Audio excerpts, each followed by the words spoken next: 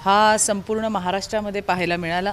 संपूर्ण विदर्भ, कोकण, पश्चिम महाराष्ट्र अशा पद्धतीने दौरा त्या ठिकाणी झाला आहे आणि अतिशय उत्सुकतेचं वातावरण आहे आणि पुन्हा एकदा मोदीजींना तिसऱ्यांदा पंतप्रधान पदाची शपथ घेण्यासाठी महाराष्ट्राची जनतासुद्धा तितकीच उत्सुक आहे। हे मी आपल्याला फार जबाबदारीने सांगते, कारण माझा हा कल असतो की ज्या वेळेला आमच्या पक्षाचे कार्यक्रम असतात, आम्ही ज्या जिल्ह्यांमध्ये जातो त्या जिल्ह्यांमध्ये आमचे पदाधिकारी, आमचे कार्यकर्ते यांच्याशी माझा संवाद असतोच, पण त्याच्यासोबत जे आम पब्लिक आहे, जे सर्व जनता आहे, त्या जनतेशी माझा संवाद अगदी मी आवर्जून ते करत असते। मी कालचंच सांगेन तुम्हाला, परवा मी कोल्हापूरला आले आणि कोल्हापूरला आल्यावरती नेहमीप्रमाणे पहिल्यांदा अंबाबाईचं दर्शन घ्यायला मंदिरात गेले।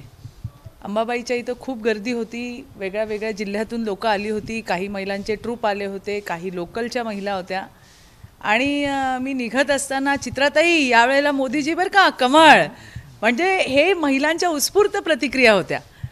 तर याच्यातून तुमच्या लक्षात येईल की महिलांमध्ये विशेषतः एक मोठा उत्साह आपल्याला पाहायला मिळेल आणि हे नाकारता येणार नाही। बघा की 2014 पासून मोदीजी जेव्हा आले पंतप्रधान, पहिले प्रधानमंत्री असेल की 2014 नंतर त्यांनी सगळ्या योजना वुमन सेंट्रिक योजना केल्या आणि त्याच्यामुळे काल मी चंदगडसारख्या ठिकाणी गेले होते। तुम्हाला माहिती आहे अतिदुर्गम भाग आहे, तुमच्या इथला शेवटचं टोक आहे आणि तिथे सुद्धा जल जीवन मिशन मोदीजींचं पोहोचलं आहे।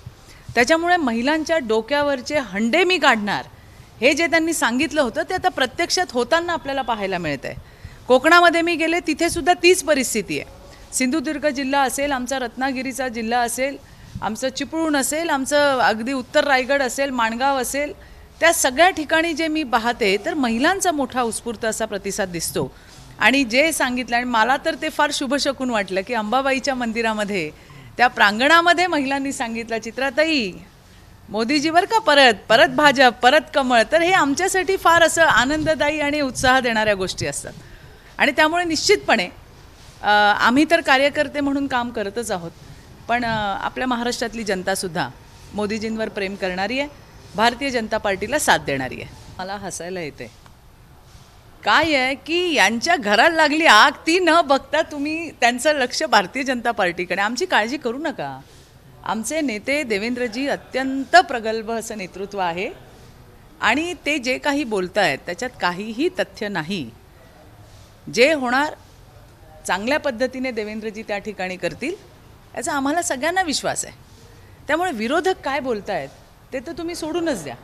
ते रोज सकाळी यायचं भोंग्यासारखं, नाही भोंगा नाही, तुतारी वाजवायची नाही का, म्हणजे काय झालं आहे तुमचं टी व्ही मीडिया हेच त्यांचं कुरुक्षेत्र झालं आहे किंवा हेच त्यांचं म्हणतो ना आपण त्यांचं कार्यक्षेत्र झालं आहे आणि शब्दाचे पोकळ बाण सोडत बसायचे, एवढंच काम करतात, दुसरं काम काय करतात। त्याच्यामुळे फील्डवर येऊन जर त्यांनी रियालिटी बघितली तर या ज्या त्यांच्या वल्गना आहेत ना ते बंद करायला पाहिजेत त्यांनी। लोकांचं मत बघा, जनमत बघा काय येते। नाही, मला असं वाटतंय की राज्याचे सन्माननीय मुख्यमंत्री एकनाथराव शिंदे आणि आमचे नेते राज्याचे उपमुख्यमंत्री देवेंद्रजी फडणवीस या दोघांमध्ये अतिशय चांगलं ट्युनिंग आहे।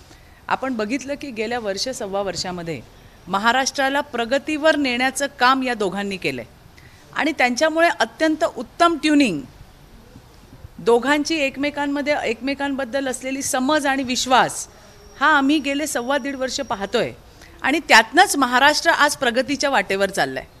ज्या काही अशा काही गोष्टी असतील, मला माहीत नाही कदम साहेब त्या ठिकाणी काय बोलले ते, परंतु मला हा विश्वास आहे की दोघांची घट्ट अशी ही महायुती आहे आणि त्याच्यामध्ये काही वादळं येतात जातात, पण हे दोघंही सक्षम आहेत आपल्या नेत्यांना त्यांच्याशी संवाद साधायला, त्यांच्याशी बोलायला। त्यामुळे येणाऱ्या दिवसामध्ये आपल्याला खूप चांगलं असं वातावरण पाहायला मिळेल।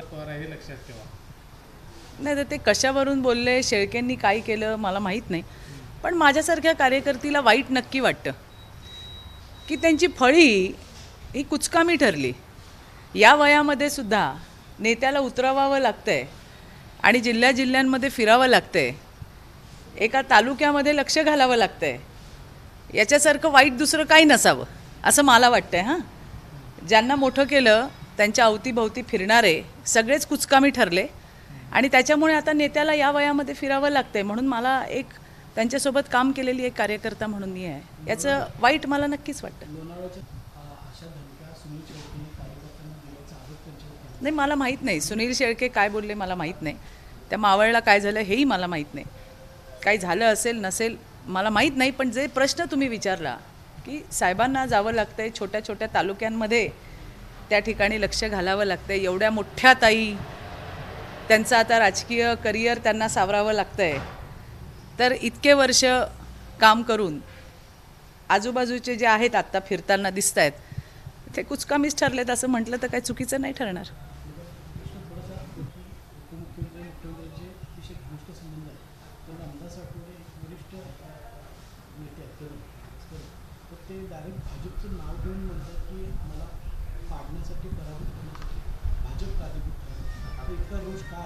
नाही, मला नाही वाटत, कारण मी आत्ताच जाऊन आले, खेड चिपळूण मी दौरा केला आणि त्याच्यामध्ये आमचे तर सगळे कार्यकर्ते जे अगदी तिकडचे म्हणजे जिल्हाध्यक्ष असतील किंवा आमचे तालुक्याचे अध्यक्ष असतील, विधानसभेचे प्रमुख असतील, सगळ्यांचं असं म्हणणं आहे की योगेश कदम जे आहेत ते चांगल्या पद्धतीने निवडून येतील अशा पद्धतीची बांधणी आहे. ते स्वतःही काम करत आहेत, आमची सगळी टीम त्यांच्यासोबत काम करते.